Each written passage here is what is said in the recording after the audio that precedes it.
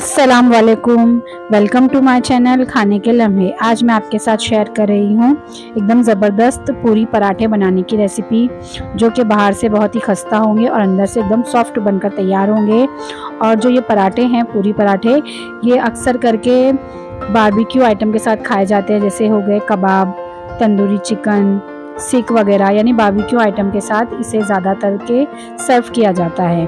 तो वैसे आप इसे काले चने या खीर वगैरह के साथ भी खा सकते हैं। इसे कहते हैं पूरी पराठा, क्योंकि इसका जो मेथड है, हम जिस तरीके से नॉर्मल पराठा बनाते हैं उससे मिलता जुलता है, इसीलिए इसे पूरी पराठा कहा जाता है।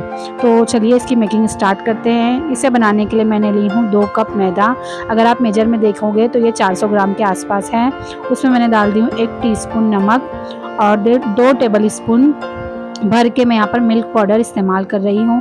मिल्क पाउडर की वजह से हमारे जो पराठे हैं एकदम सॉफ्ट बनते हैं अंदर से। अगर आपके पास मिल्क पाउडर नहीं है तो आप उसकी जगह दूध भी इस्तेमाल कर सकते हैं। पूरे आटे को जिस तरीके से मैं पानी डालकर गूंद रही हूँ, आप रूम टेम्परेचर पे रखे हुए दूध से इस आटे को गूंद सकते हैं।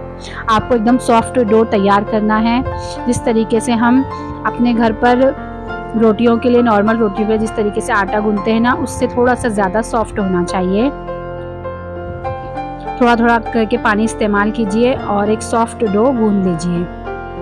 अभी हम इसमें पानी लगाकर इसे तकरीबन 1 घंटे के लिए रेस्ट करने के लिए छोड़ देंगे।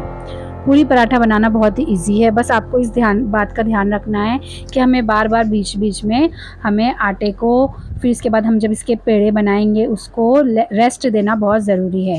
रेस्ट देने से ये होता है कि हमारा जो आटा है वो अच्छी तरीके से ढल जाता है और बिना बेलन का इस्तेमाल किए हुए भी, हाथों की मदद से भी हमारे पराठे फैलाते हुए अच्छी तरीके से बनकर रेडी हो जाते हैं। तो अभी मैं यहाँ पर तकरीबन 1 घंटे के लिए इसे रेस्ट दे रही हूँ।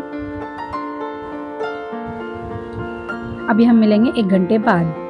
तकरीबन 1 घंटा हो चुका है और आप देख सकते हैं हमारा जो डो है एकदम सॉफ्ट हो गया है। अभी मैं इसमें थोड़ा सा ऑयल लगाकर इसे चिकना कर दूंगी और इसे छोटे छोटे पोर्शन में डिवाइड कर दूंगी। मैंने यहाँ पर जितने आटा गूंदी हूँ उसमें मैंने 7 पेड़े बनाकर तैयार की हूँ। छोटे छोटे बड़े साइज़ का थोड़ा मैंने पोर्शन ली हूँ। और अगर आप छोटे बनाओगे तो ज़्यादा 7 से 10 भी बन सकते हैं, लेकिन मैंने यहाँ पर जितनी हम घर पर बड़ी रोटियाँ बनाते हैं उस साइज़ में मैं यहाँ पर पूरी पराठे बना रही हूँ। तो अभी हमने इस तरीके से थोड़े थोड़े पोर्शन में इसे डिवाइड कर देना है और इस तरीके से मैंने 7 पेड़े बनाकर रेडी कर ली हूँ। अभी हम इसे स्टार्ट करते हैं। सबसे पहले हम इसकी परत बनाने वाले हैं, इसमें लेयर बनाने के लिए पूरी पराठे में। तो हमें इसमें सूखे आटे का इस्तेमाल नहीं करना है। ऑयल लगाकर हम इसे एकदम थिन बेल लेंगे। आप जितना पतला इसे बेल सकते हैं। आप देख सकते हैं आटा इस तरीके से ढल चुका है कि हम बेलन को जिस जगह ले जा रहे हैं आटा अपनी तरफ फैलता जा रहा है और ये इतने अच्छे से मुलायम और सॉफ्ट हो चुका है कि आप अगर इस पर बेलन ना भी लगाओ ना तो ये हाथों से भी फैल जाएगा। आपको शेप की कोई परवाह नहीं करना है, चाहे शेप जिस भी तरीके का हो, आपको लेकिन एकदम थिन बेल कर तैयार करना है, जिस तरीके से यहाँ पर मैं कर रही हूँ।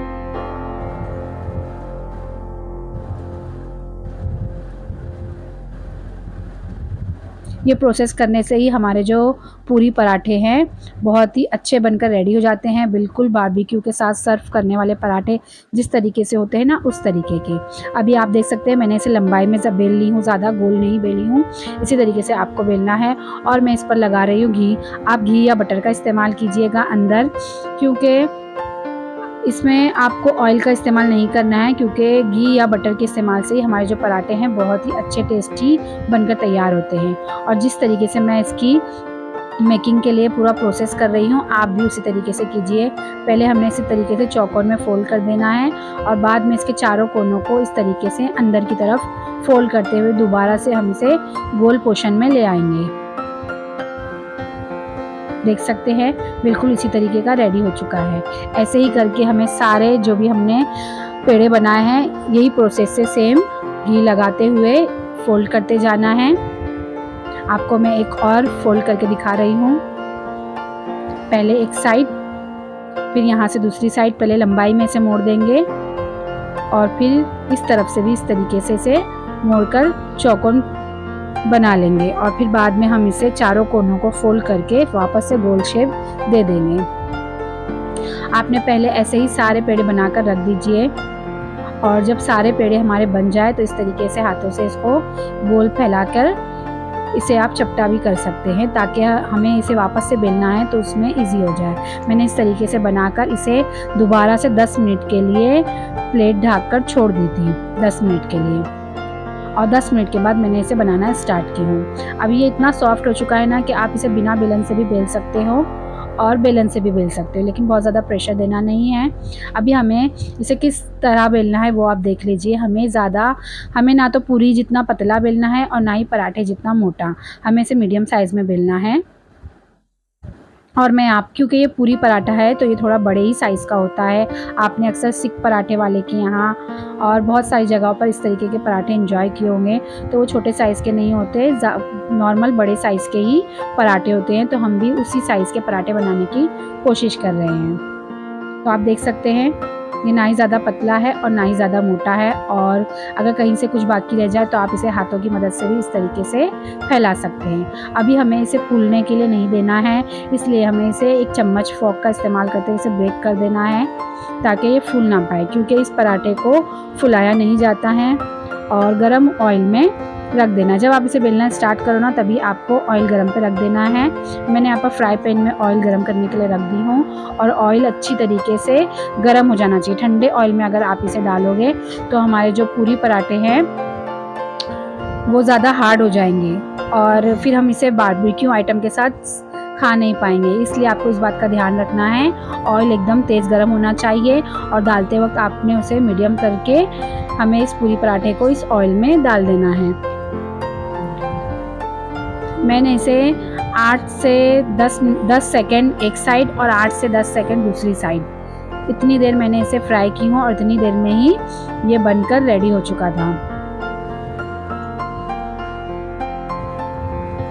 क्योंकि हमारा जो ऑयल था वो एकदम तेज़ गरम था, जो कि बिल्कुल इसी तरीके से होना चाहिए, तभी जो है ये आसानी से हाथों से टूट जाता है और खाने में सॉफ्ट लगता है, हार्ड नहीं होता है।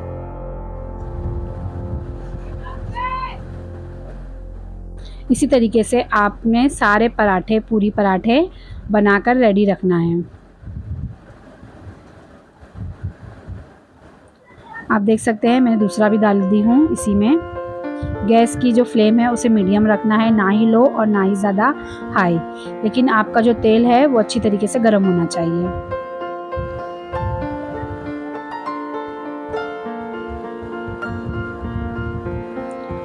अगर हम मीडियम एकदम लो फ्लेम पर अगर हम इस पराठे को तलेंगे ना तो पराठे जो है वो सारा ना ऑयल पी लेते हैं, इसीलिए अगर आप ज़्यादा चिपचिपा और ऑयली पराठा नहीं चाहते हैं तो गैस की फ्लेम को मीडियम ही रखिए और अच्छी तरीके से अलटते पलटते हुए अच्छी तरीके से सेक लीजिए। मैंने ये पराठे बनाए थे, मेरे बच्चों को ये पराठे बहुत ज़्यादा पसंद आए थे। वैसे मैंने पूरियाँ तो अपने घर पे बहुत बार बनाई है, लेकिन जो पूरी पराठा है आज मैं फ़र्स्ट टाइम ट्राई की थी, लेकिन यकीन जानिए फ़र्स्ट टाइम में ही इसका जो रिज़ल्ट था बहुत ही अच्छा बनकर आया था, जो कि मुझे खासकर पर्सनली बहुत पसंद आया।